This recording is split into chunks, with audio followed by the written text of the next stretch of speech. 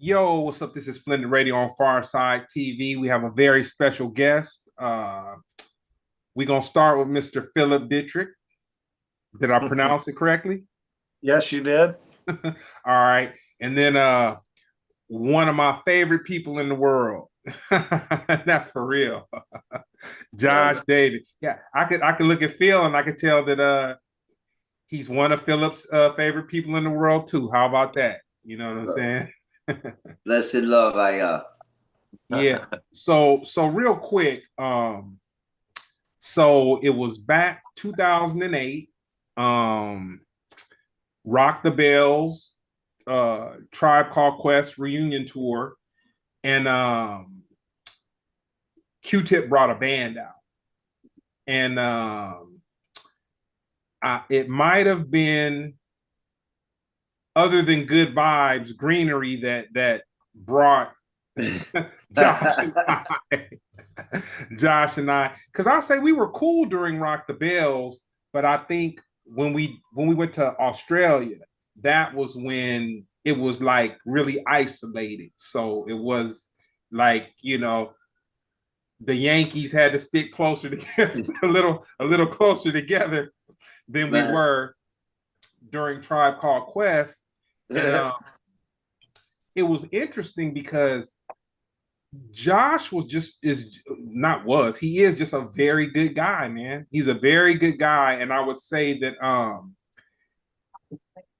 he is equal a humanitarian as he is to his musical talents. And then the spiritual aspect and just being grounded in that. You know what I'm saying? And like, even though Josh and I don't speak, we probably speak every like 4 or 5 months. If he comes into town or something, he'll hit me. But I can go to his Facebook posts or his posts on IG. And when the devil got my coattail, I just slow down and I say, well, man, he's posting a Bible verse. But you know what? Sometimes you're supposed to read the verse and just even if you're not into the same religion or whatever, just ground yourself and just say, well, you know what? The blessing was that somebody had a different point of view during the chaos. So yeah, I had to get that off, man. But like I said, if you know Josh, I'm not saying anything to you that you don't know. I know Josh well. Yeah. Yeah, matter of factly. So we'll start with you, Phillip. What city are you from? I'm in Phoenix, Arizona. Okay. All right. Yeah. Down the street and around the corner from me. A couple hours. I'm in LA. Okay. We were just there yesterday. Yeah. Yeah. And it was interesting. So I get a phone call on Saturday.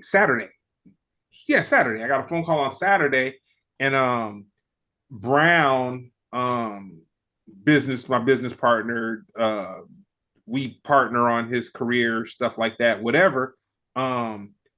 He hit me up and I was like, well, okay, he's calling me to let me know he's back in town. He's like, oh man, I was getting in the car and I looked and I was like, that looks like Josh. And he said it was Josh. But then Brown was like, he wanted to say what's up, but at LAX, man, people just there's no patience, there's no nothing. He was like, man, it was just too much going on for me to speak, man.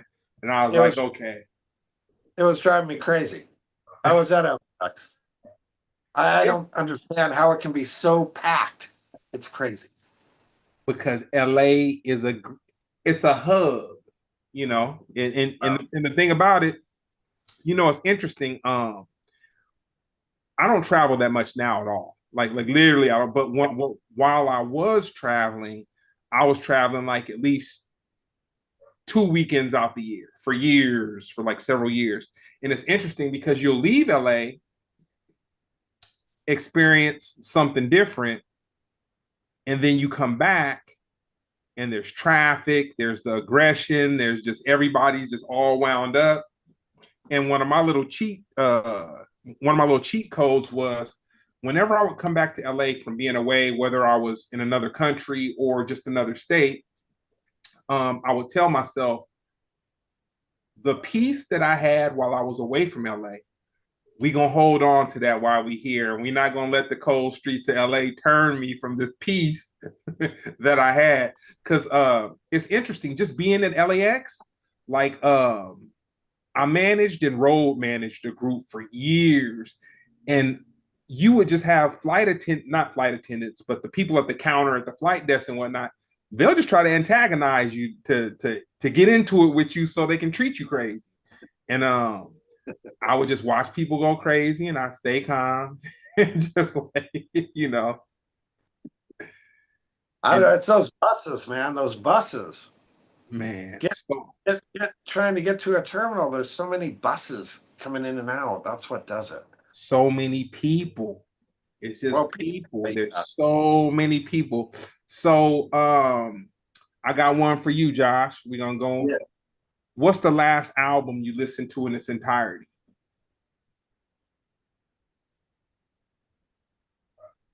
Okay, Becca. Hail Jah, Hail the King is called. Okay, Becca, Hail the King. Okay. And you, Phillip? Wow. It'd be funny, but it's a band called The Cure. I went out to Denmark and saw them in Copenhagen, Denmark. And they were a band I liked when I was younger. And they came out with a new album. And so that's the last album I listened to in its entirety from, like really studied it, So No, that's dope. See, I'm a date myself, but almost like sacred languages or things like that, I feel like people have forgotten how to listen to an album in its entirety. And then the way that music is released now, people don't have the patience. They just don't have the patience and they want this quick jiffy pop culture, just a quick sugar high like type of thing. So every weekend I'll listen to some album in its entirety.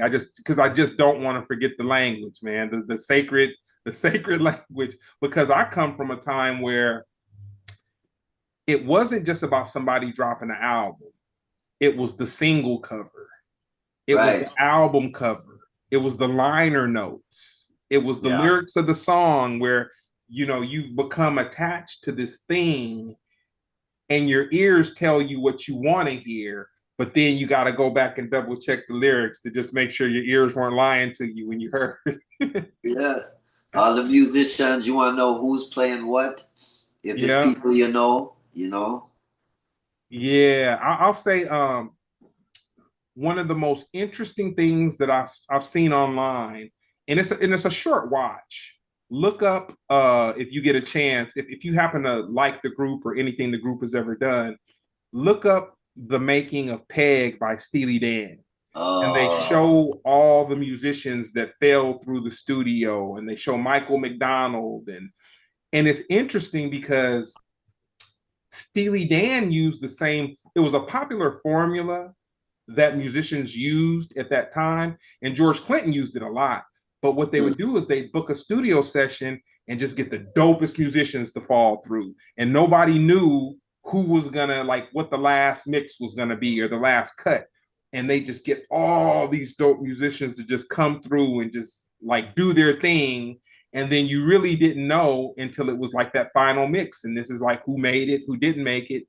And it was more like a very serious camaraderie of people that were talented on a very high level of musicianship. That's funny. I actually sit down and lately been rehearsing to Steely Dan, like practice and rehearse to Steely Dan. I've always had my little, interest of people that I like to rehearse to, and Steely Dan has been the one I've been rehearsing to lately. What do you play? I play drums. Okay. Yeah. All right. Nah, that's dope.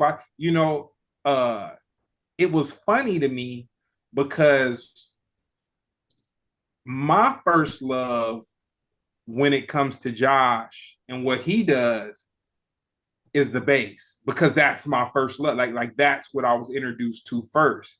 And so you know, when I saw the show that Tribe Called Quest had, and then when Q-Tip had his solo album, Josh held the bass down so heavy, so heavy. And then I became a fan of the album. So then kind of dissecting the album away from the stage monitors and what you hear while you're like that thing is going on. And then you hear how the album was recorded. I was like, oh man, this guy's incredible. And then I saw him on the guitar. And then I saw him sing. I was just like, he don't stop. It's just, yeah, it's there's some people that just they don't stop. But I believe that comes from them being and I could say that I know Josh. I won't say that I know him the best, but I say I know him. Matter of fact, I know that I know him, but he's a passionate person. So what he does, that passion is going to transcend whether it's his religion, whether it's his singing, whether it's the bass, whether it's like whatever life. He's a very passionate person. And that's something that I feel a lot of people miss. And I feel that he was fortunate. I feel myself, I'm a passionate person. You know, I was blessed that at a young age, my parents kind of gave me the freedom to be passionate about stuff. Where, like for me, if I'm passionate, it's not work. Like I have to literally pull myself away from it. Like I'm like, dude, you're going too hard, man. You gotta like, man, just take a breath. You know what I'm saying? But when you're passionate, you don't want to stop. With you, Phillip, you play the drums, but what was your first instrument that you felt passionate about? Drums. Okay. Never stop. I'll tell you one thing about Josh is you can get to know Josh really well, but I still hear things about Josh. I find things about him all the time. It's like, what? Really? But you could know Josh for a really long time. He just has done so much stuff in his life that it's crazy. You never could really, Josh has just done a lot. I'm gonna say this last thing, and I'm gonna do my best to stop praising Josh. This is gonna be the last one, but this moment was so iconic. Josh on stage, he's playing the bass, Q-Tip show. He's grooving. I'm sure he was probably there. And like he looks over to the side and Q-Tip is in the zone. He's just doing his thing. And I want to say that was you where Prince walked out on the stage, right? Yeah. Yes.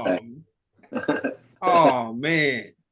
That was so massive. I was so proud. I was like, dang. I was like, what did it feel like being at a Q-Tip show and Prince comes on stage? And I want to, was it Chris that he got the guitar from Chris? Yeah, Chris Scholar. Another talented musician along with his brother. Yeah, I want to say his brother was playing drums on the Australian tour, right? What? Well, his brother Calvin Scholar was playing keys, but all of the musicians, his brother Mark Kohlenberg. Okay. He was mostly, yeah, he was drumming with us sometime. We had different drummies in the beginning. Jonathan Blake, who introduced me to Q-Tip, introduced us to Q-Tip. Jameo Brown for a time. But Mark Kohlenberg, you know, brother Casey Benjamin was in the band. Bless him. Casey, oh my God. Casey, he was almost Bernie Worrell on him. He played the baby Casio keyboard to the Fender Rhodes to all to the young. He had and the sax. The sax, bro. Like this, so I gotta paint the picture. And DJ Scratch, like this is who I'm surrounded by. For 1 second, I gotta talk about Q-Tip and a Tribe Called Quest because that's how that happened. My cousin Michael Oates is the one who put me up on Tribe Called Quest, on Far Side, on Biggie Smalls, on everything. So my cousin Michael, if you're listening, I love you. You're my big brother. And he looked like LL Cool J. We used to call him that when we was younger. But he put me up on this. So like we was jamming scenario, like me and my cousin, who's like my brother, Sean, gone to his rest too. We was in the back seat bumping scenarios so hard when we was teenagers. Like first off, being on stage with Q-Tip is like I would never dream this stuff. And then like I was born in '81 when MTV land, so like to be looking at Prince, he first off he was supposed to come to so many shows with Q-Tip when I was working with Andy Allo. Yeah, Prince is coming. All right, whatever. We'll see Kanye before we see Prince. You know, so this one time we played in LA. I think we were together that time. Yep. That House of yes, Blues. exactly. So my bass got left that night, and I flew home to do a show with Judah Tribe at Brooklyn Museum honoring Sean Bell. Went back, and they're like, Prince is here. And I'm like, where's my bass? Because I just happened to left my bass in LA. Like somebody go pick it up for me. Man, there's like your bass is being shipped, and I didn't have my bass. And then Prince walked out. I felt like I was unprepared for like the most important meeting of my one of the most important meetings. But man, when he came on stage and we jamming vibrant thing, I felt like it felt like a Sly and a Family Stone moment. Like when a band like this is coming together. He was playing some funky shit. Ooh, it was almost like it to me, and this is not to take away from your experience. It was almost like he was a James Brown guitar player on 10, like on 10. He killed it. Exactly. But all right, see, and then after you remember the great video clip with James Brown when he invited Michael and Prince on stage, classic. Yeah. But like Prince, Sly Storm, James, these are the like that's who these great artists who we admire were listening to, looking up to. Iman was born '81, so I'm a hip hop generation, but I was listening to the music the decade before. So I had a big afro and bell bottoms too. You know what I mean? It wasn't that long ago. I was like, don't try to play me out. You know what I mean? But that, yeah, we are blessed to have grown up in that time and space. Being from Union County, as I mentioned before, big up GC, the great George Clinton, Parliament Funkadelic. You know, like these are the people that was around me. So to be in any kind of setting around these great people is like beyond a dream. You know, job blessings for real. Yeah, but I'll say that for whatever reason, whenever I've encountered you, it has made my day better, my brother. You know, Same way, beloved. Same way. In the most chaos, and I've seen you in some moments where if Phillip, if you're a Marvel fan, I've seen Josh in elements where the kinetic energy was just so crazy. And he just comes through and it's almost like everything goes in slow motion and just chills out. And I appreciate that. I truly appreciate it. With you, Phillip, what's your favorite hip hop movie? Oh, my favorite hip hop movie? It doesn't have to be old school. I've had people say Drumline. I really can't think of one on the top of my head. What? I can't. All right, I'll take that. I'll give you one that's probably closer to your heart. Your favorite reggae movie. My favorite reggae movie. Or reggae influence. That's a tough one too. I mean, I like the latest Bob Marley movie that came out. All right, I'll give you that. I'll say my favorite reggae movie. Hip hop would be Beat Street. Reggae influenced. The Harder They Come flipped my mind, man. It really flipped my mind because it was other than it just being about reggae, it was about the underdog. like the underdog, and he was just determined, and he was a gangster. Yeah. Different than Scarface and all that, but he was a gangster, and he could sing, and then he had the girl, and just all that. Where I want to say Brown probably put me on the Shatas and all Oh that yeah. kind of stuff, which I can appreciate that. Like I can appreciate it, but like for me, the harder they come, I immediately bought the soundtrack on wax after I saw it. And I was just like, yo. Yeah. and then I kind of felt like I probably saw the harder they come when I was in high school, to date myself, probably around like 89, like let's say 80, maybe like 89 or so. And so this is before I had anything to do with the inner workings of hip hop or the record industry. I had friends that were aspiring recording artists and all that kind of stuff, but I felt like the harder they come, it really showed like the microcosm of the record industry, where you got the rich dude that owns the recording studio, and then the group wants to do one thing, but who has the money is going to say how you're going to do it, and then you got to pay to play and just all that. So Yeah. what's your favorite reggae movie, Josh? My reggae one is easy. Rockers. Rockers band movie. You know what I mean? I love that film because it's reality, everything, like what we up against, who we That's a up little against. it's a little hardcore, man. It's hardcore, but it's true, man, because reggae-ites get robbed left and right. What a shame, what a shame. And who is to blame? His own good Babylon. The Babylon system is a vampire sucking the blood of the righteous ones. And is the message make we righteous? I'm just a man like anybody. But the message, them fight me for carry the message. Was Rockers the one where they walked in and homeboy gangstered the DJ booth? Takeover. It's a takeover this. Remove ya. Yeah, man. I did one. Yes, Yay. I gotta give you my hip hop one though. Okay.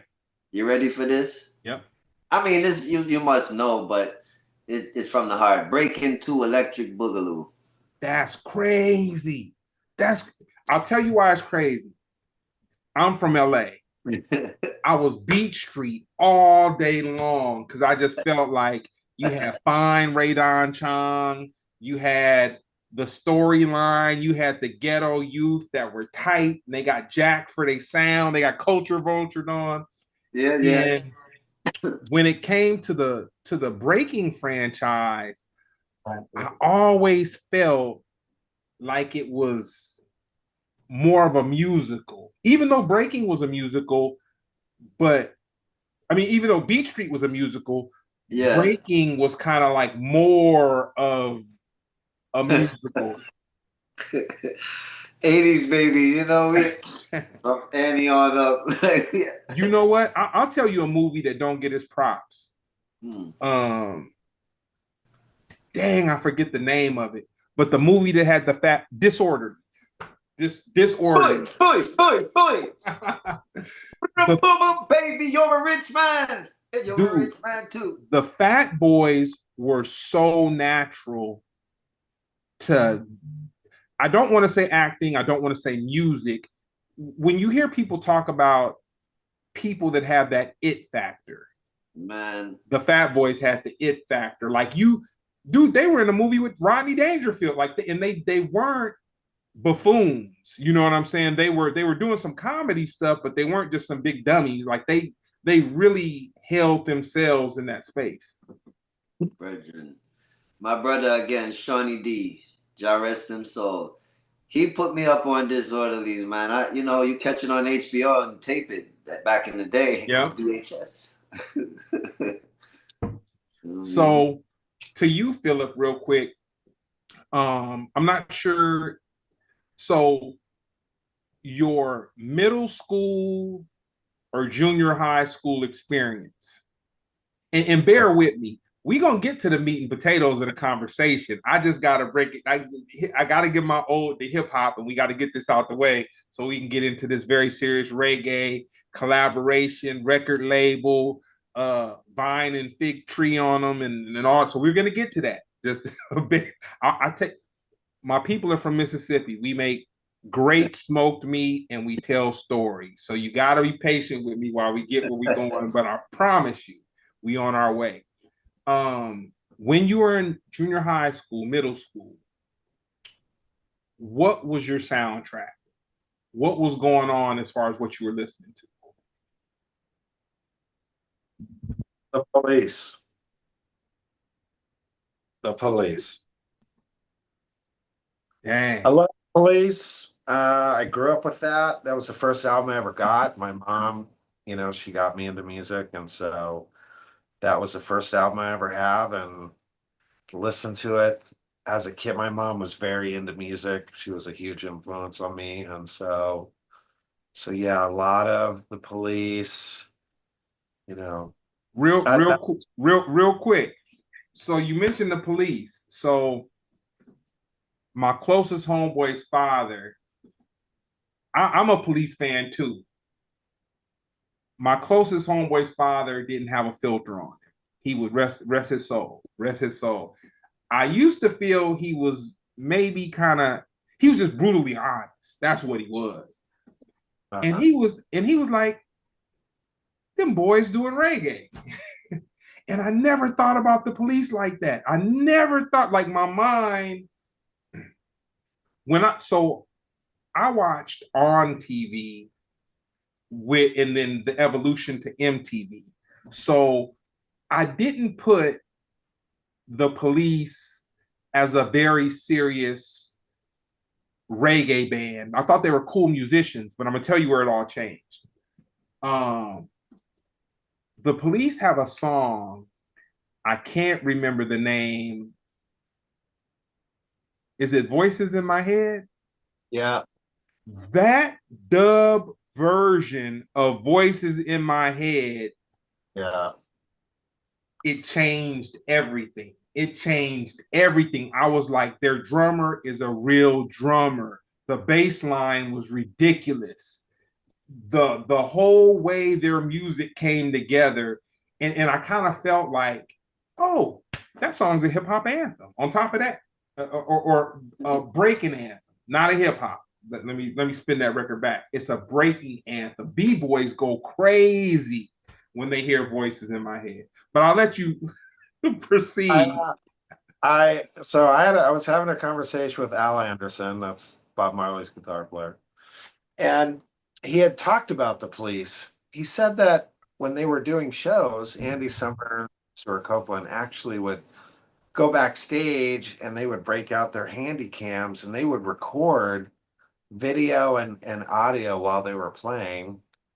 And of course, then they'd go back to the studio and incorporate these reggae beats into their music.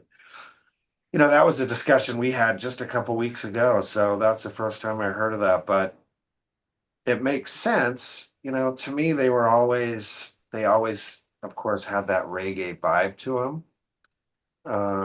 Not all their and ska. And ska, yeah. And punk. I mean, they've So, but that's just what I grew up with. I grew up in the 80s, so I remember when MTV started. Me too. Me too. As a matter of fact,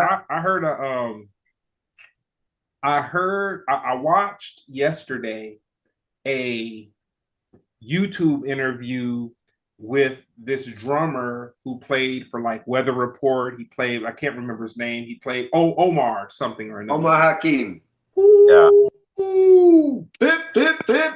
Man, with all the BS that you can find on YouTube, if you search deep enough, you can find something that's not political and crazy and about sex, drugs, and rock and roll. Like, you can find something that's cool. But I watched his interview and he was breaking it down on how, like, he was coming up as the little kid with like the Nile Rodgers and the Stanley Yeah. Clarks and like all these cats. And he just kind of waited in the cut until he had his opportunity, but he never truly chased his opportunity. You know what I'm saying? He just stayed passionate about what he did, and then he just ended up in the right place in space. But Omar's Dream of the Blue Turtles, the Sting album was amazing. Omar did such a they did a show in Paris to open up that album, to start that album, and then Omar was amazing. I mean, I've always been a fan of Omar. Oh yeah, no, very humble. Yeah, man. Very. You know what? Great musicians that I meet, very humble. Just like Josh. You know, I knew Josh for a couple years before I heard about the Prince story that you just told. Oh man, I saw it and I was just like, dang. It was. I'll tell you when something is at that level, when you can look at it on YouTube and feel the electricity. You're watching something on a screen, and maybe because I know Josh, but I could look at him and I could see, because before Prince came out, Josh looked over to the side and he had like kind of like a look, and then that was like something. But yeah, that's a very important moment. Real quick for you, Josh. Yeah. Your middle school, junior high school, what would your soundtrack be, or what was your soundtrack back then? Middle school, J5 to the max, to the max. Kid and Play, Bob Marley and the Wailers, Weather Report, P-Funk. Wow. That's like Snoop Dogg, you know what I mean? Who would you say is the bass player? But and I hate to always gravitate towards the bass, because, like I said, that's how I was introduced to you. So I'll always go to that. But that's not to underscore your singing and your guitar playing. That it is not to push that down. But who was the bassist, the first bassist that made you say, I want to do that? Man, brother from New Jerusalem, from my hometown. He played at my high school with a sister named Terry. I think her name was Davis. She was married to one of my mentors, Jeff Davis, and she had this band that performed at my high school, and the bass player's name is Mike Grillo. And like, I didn't know much about bass, but I love the bass because I was like, you know, J5 in it. My grandfather played the guitar, so I borrowed the guitar from my cousin, Michael, same cousin who put me up on hip hop. He had my grandfather's guitar, so I was plucking at it, trying to get to the sound that Jermaine was making. You know what I mean? And Real quick, yeah, when I get excited, I got it bad like that, man. tell me. Jermaine Jackson is one of the most underrated bass players that ever picked the bass up. And the only reason he was underrated was because his baby brother was Michael Jackson. Jermaine was playing a whole lot of Jameson. That's like a baby sipping cognac. You know, like he's playing a caddy of a bass like as a teenager. You know what I mean? Like, yeah. And what you asked me a little while ago about the bass. Who was the first bass player to make you say you wanted to pick that up and do that? Yeah, man, Mike Grillo. So here's Mike Grillo, past, present, future. I ran into him on the train like so many moons years ago. And I was just like, hey, man, do you know you inspired me to do what I'm doing today? I was like, you might not even know me, but when I was a youth, you came to my high school and played. Fast forward another maybe 5, maybe 7 years after that, I started playing with the Wailers. And, you know, at that time, we were under one management. We had two singers, myself and brother Dangland. We were under the leadership of the great Aston family man Barrett. But that unit disbanded. Mm-hmm. And so we weren't on the road at the time. We were just sitting home. Mike Grio called me and said, Joshi, can you get the Wailers? I want you and the Wailers to come. And by the grace of the Most High, a blessing of the Most High, Mike Grio started this Wailers reunion all over again. He's a Wow. he I can't, that's beyond what I have to write a book and talk about it, take my time. You know? I'll say this. When I came to check you and Ashton, his son was there. Yeah. And we were talking, and it was one of those conversations where his son was sharing stories about Bob Marley, and it wasn't boasting. It was like that was his life. You know what I'm saying? And it's like, it's so, you can feel when someone's genuine and they're just talking about their life. Like for me, when I would go out on the road for just however long I was gone or whatnot, I found that I couldn't talk to some of my friends because they wouldn't even believe me. They wouldn't even, like, if I, and not about like sex, drugs, rock and roll type of stuff, but like, for instance, I was in London one time, and I wanted to get into this show where De La Soul was performing, because we've always been kind of cool with De La. And we hit the promoter up, and the promoter was kind of being whatever promoters do when they getting jocked and they do a successful show or whatever. And it was a big show, like it was a really big show.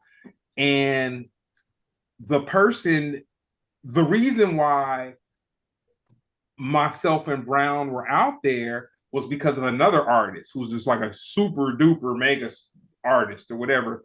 And dude, the mega artist goes, and I don't know if I text him or his people, but he's like, "Oh, dude, come to the back door. I'm gonna crack it for you." And literally, this dude who's like, who some people would revere as a superstar, really went to the door and cracked it open for me. and like let us in. And so it's like that kind of thing that's just like very genuine and very grounded. Moving on to you, Phillip, your favorite reggae group. Favorite reggae group? Yep. Well, I mean, it would have to be Bob Marley. I mean, that's what I listen to a lot, so that would have to be my favorite group. All right. I'd have to say Aswad. Blazing. I'd have to say, and the reason I say Aswad, when I moved out of my house, like 21 years old, and I was just kind of like finding my way, all my closest friends were musicians trying to, like, I didn't even know that they would end up doing the things that they have been revered for or whatever. And it was just kind of something going on. But the Aswad dub albums, I found peace in just listening to those albums over and over and over. And not to say that I I don't love Bob. If you love reggae, if you love reggae, you're gonna love Bob. You're gonna love Bob. You, Josh, your favorite reggae group? Group meaning assembly of musicians that come together and make you feel that feeling. I mean, the legends are the legends. I'm not even going to include the legends in this category because they all carry something special. But you see that group Midnight Brethren? Brother Vaughn Benjamin, who ascended to become a Key Becker. That brother is so heavy, man. And that group was so heavy. Wow. Midnight. They say, did not the morning start with darkness? Wow. So it's, man, when you put on Midnight Brethren, and I have to give thanks to my brother Flo, in Brooklyn, where we live, 59 Madison, when Judah Tribe first formulated 20 years ago now. And we would be in the house listening to all kind of music, watching concert, just same how we did with Q-Tip, watching old concert videos, watching. This man would put on Midnight, and you know, we have to hail the job with me 6-string Yamaha, and I'm on uh, one tune, Live the Life You Love the Life You Live, and all these kind of anthems that was surrounding Judah Tribe. Like when we played, the DJ would always spin some midnight in between after the session. So I get to hear this brother, and he transitioned 2019, Jairus them, so one of the first. Excuse me, Man. allergies. But man, this brother, he must, they did collectively about 80 odd albums.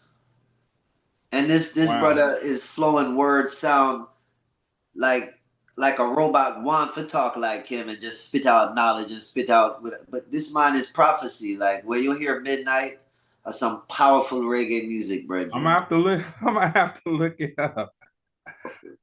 I'm gonna have to look it up. Nah, that's cool. So I'm gonna go to you real quick, Phillip. If you made it that far, your senior year in high school, you're about to graduate. What did you think your path was gonna be? Music for sure. All right. I mean, I was in a band in high school, you know, and out of high school, I went to audio recording school. So, I mean, I always knew music would be it. You, Josh, your senior year of high school. Graduation is coming close. You're trying to figure it out. What did you think you were going to be doing after high school? Music saved me, brother. Music saved me. Just before I graduate, I met I grew up in Roselle, New Jerusalem. And right across the street was a famous barber shop where long time ago, long time ago, I used to get a fade called Hollywood, you know?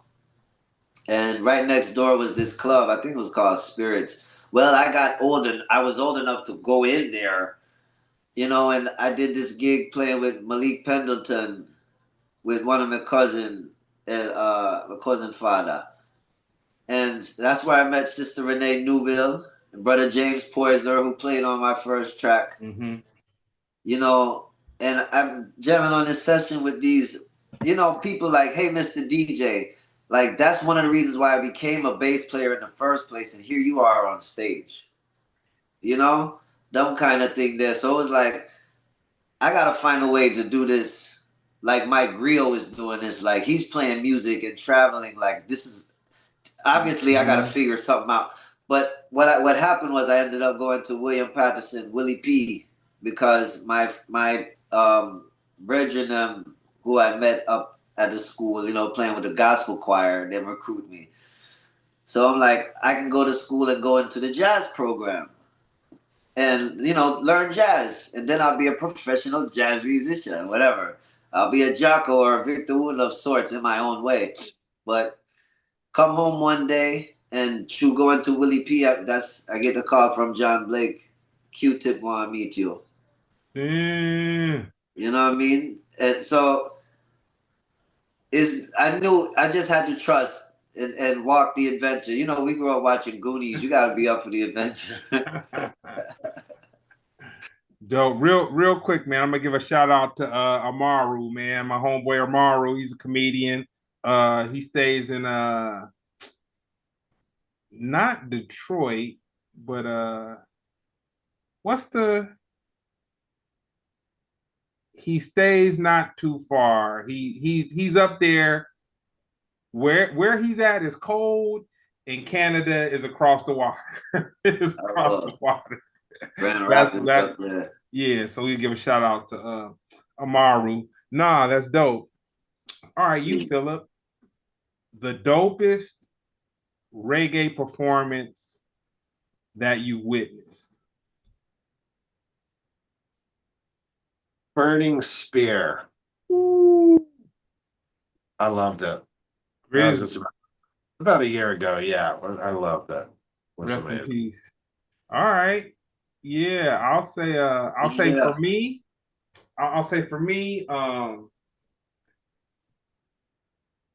Steel Pulse, man. I saw Steel Pulse do something that really had me. I'll tell you what it was. On top of the singing, let me spin that record back. Third World. See. They did an incredible show, and in the middle of the show, Cat busts out the cello Yeah.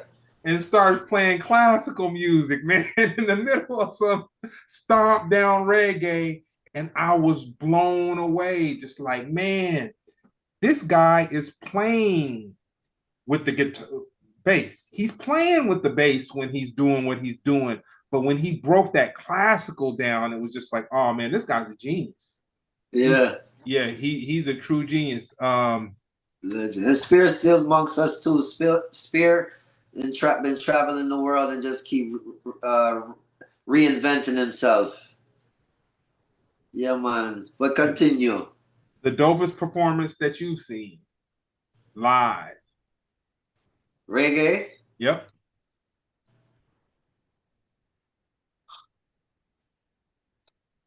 Man, one of the most like Buju before I'm going to jail. Uh, It was a one concert at the Ritz Theater in Elizabeth where I grew up. Like just I grew up before I moved to Rosedale. I lived up the street from there, and they would tell me that Bob played there one time too. But this concert, my former manager at the time, Roger Thomas, carried me go there, and Movado was there. It was somebody else before Movado, but Movado, he just bust them time there and was killing it. Buju, man, I mean, I feel like I saw Buju like somebody seen Bob Marley and the Wailers in '77 or '76. You know, it's just like that was one fire, one fire Buju that. You know what I mean? And it was like, you know, Ritz Theater is a theater, so you still kind of feel close to him. You know what I mean? But the vibes where the man put on, brethren, I tell you, man, them and Midnight. Cause when we see Midnight live is just before T.I. go at jail, and Tip was there, so it was Q-Tip and T.I. Well, his name is T.I.P. too, but I'm just call it T.I. because they don't want him to compete with Q-Tip. But Mr. Me was there, me and Chris walking around, we there with Q-Tip, and you know, it looked like reggae, so they thinking we going to play reggae music. Like, no, we there for hip hop, and they're like, really? You know? But Midnight was around the corner as my first and only time I got to see them, and I'm on the side of the stage with that big spliff and listen to this live, and it's, man, powerful, powerful. I miss seeing Chris, yourself, rest in peace, Casey. Yeah. And the thing about it, when you guys played, you guys were almost in sync on some Temptations type dance that like you guys were in sync. You were a unit. That was Come on, Fareed. Come on, Fareed. Big up the big brother. That brother. I would have paid. I would have paid to see some of the stuff that I saw while I was out. And we got to give a shout out to Brother Litro, man. Litro! Yo. Litro. Strong Litro again. Mr. Coca-Cola and white wine, boy, we had a time. We had a time in LA during that whole thing. All right, so now we loosened it up. So now we're gonna get to Vine and Fig Tree. Right. We'll start with you, Mr. Dittrick. What is the vine and the fig tree? I think Josh should take it on. I think Okay. Josh, he should be started. This is his brainchild. All right. Well, I would say let me introduce Brother Phil. I'm going to tell you who Brother Phil is the Gideon of Gideon Force. Okay. And that is our band, aka Dub Rock. Phil, I'm in drummy. When I moved to the Southwest, Jah bring me together and put together a unit. And we were rocking like Led Zeppelin, you know. I couldn't get a full-time keys man or a secure keys man, so we were just like, fuck it, we just gonna rock it like Zeppelin, like the Drum and experience. bass. Huh? I said drum and bass. Well, I was playing guitar. Oh, Our okay. bass player, his name Ty. We call him Tybo. This brother was only playing the bass at the time a year.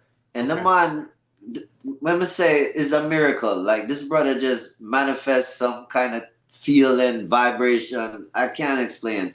But brother Phil, we have him have a studio where we've been recording these and putting together. We have two projects where we're soon to release. Jah will, before the year is done, you go hear at least a bag of singles, new singles. But we want to release these albums to the people. If you love it, support it. But in the Tabernacle, we recorded a whole heap of music, and we have now a studio where ones and ones can come to and visit called The Wash. And that is, you know, Vine and Fig Tree and The Wash, the Tabernacle, we is one, you know, like we cover them facets of music, recording space, and we performance space. And just for artists where love we love, we can share and collaborate musically on some we are the world, but we control the ball kind of business. All Right? right. So Vine and Fig Tree is the vision that Jah give I and I, because the scriptures say in the last days every man have to return to his own vine and own fig tree. That means say every man must get paid according to his work. So what is my contribution to humanity? Is my gift that Jah give to me, I must gift it. And all of this music and all of these blessed collaborations and these godly alliances with people of like heart and like mind. Make we work together and build something for ourselves. We don't have to ask no permission to nobody because Jah gave we the breath of life. And who we bring together, let no man put us under. We are a powerful team of independent thinkers. What we can accomplish when we work together is like Joan Baez and Bob Dylan. You understand? Music can be made. You know what I mean? So Vine and Fig Tree is that. Jazz in the center of the see him, yeah? Him is in the center and the head of the whole thing. That is my God. But God is for all. My God is for all who love justice and hate aggression. My God is for all good people. See? So we all can work together. And if you have a creative gift, you don't have to be a musician. You can be a painter like Vine and Fig Tree is a place for artists of like heart and mind. And not just that, but of course we have to create our own platform because Babylon don't want to hear the words of the Rastaman. They keep killing our prophets while we stand aside and look. So we have to have our own thing. And I don't want to beg and ask nobody nothing because God endowed me with being me. So that's what Vine and Fig Tree is for. We lighten the torch and we're making a big noise. A big noise. You see? I'll say this. At times, I was like, man, Josh posts him every day, a couple times a day, 3 times a day. He posted scripture. He posted scripture. But when the world got serious, them scriptures was welcome. you know, Brethren, I'll tell you this, my lord. You seen being on the road with Whalers around 2018 and traveling in the Midwest, and we on tour bus sliding down mountains of ice in blizzard cold, and Oh man. praying. Not even praying, sleeping because we said our prayers in the morning and we go to sleep at night. God protect we, but man, them kind of experience, Hey. you just have to use that energy and know you're protected Hey. and do what God called you to do. speak, and everybody doesn't have to be lucky. Like, man, um, a lot of people don't remember, but the Roots were on a tour bus in Europe years ago, and I want to say it rolled a couple times, man. Yeah.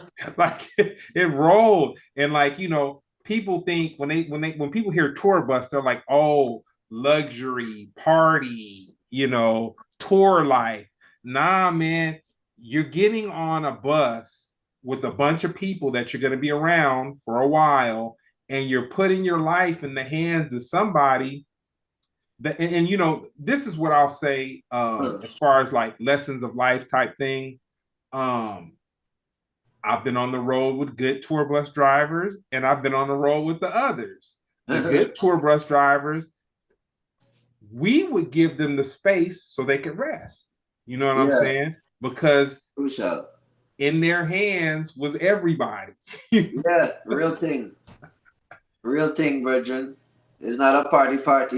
You see, being on a tour bus, and those years were crucial because one thing the Most High tell me, I give God the glory for everything. The goodness in me is His goodness. That's why my name Toby Jah. I have to tell it what He's done for me.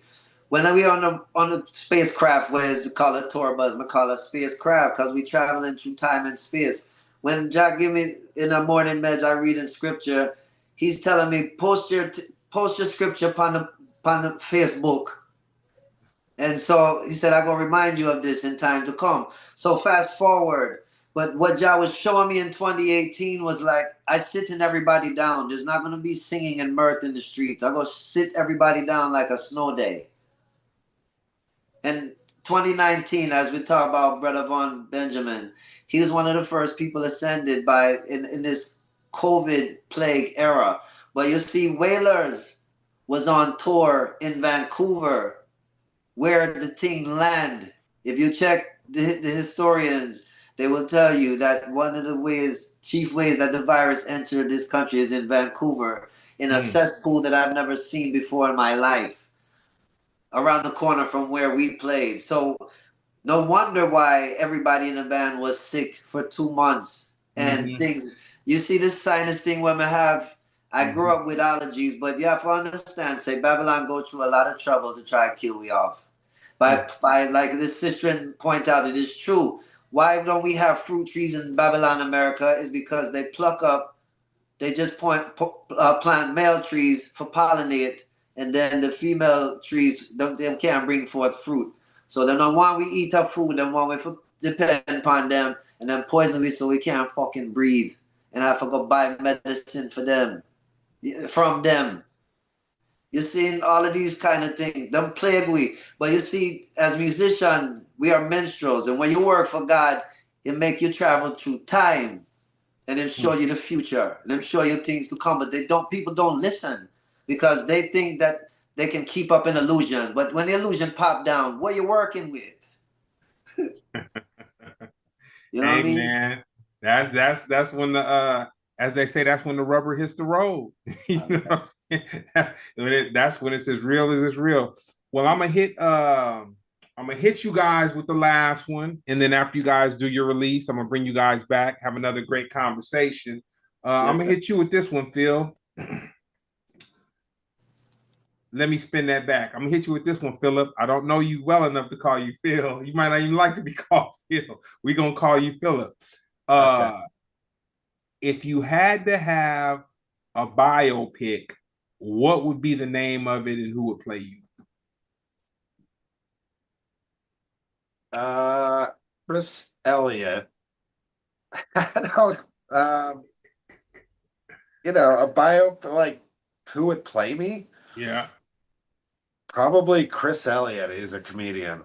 No, I ran into him. I ran into him, as a matter of fact, at he was on a couple cool shows too. For a minute, he Yeah, had that going on, but I ran into him in Austin. yeah, I would probably say Chris Elliott because he has that sense of humor. Yeah, I don't know. And what would the title be? Poor Phil. uh, yeah. Um, I don't know, A Day in the Life of Phil by All Chris right. Elliott. We'll take that or poor Phil. Yeah. Both acceptable. Okay. You, Mr. David, if you had a biopic, what would the title be and who would play you? Huh. It would be The Chronicles of Toby Jah. All right. Uh, who would play I Jah no?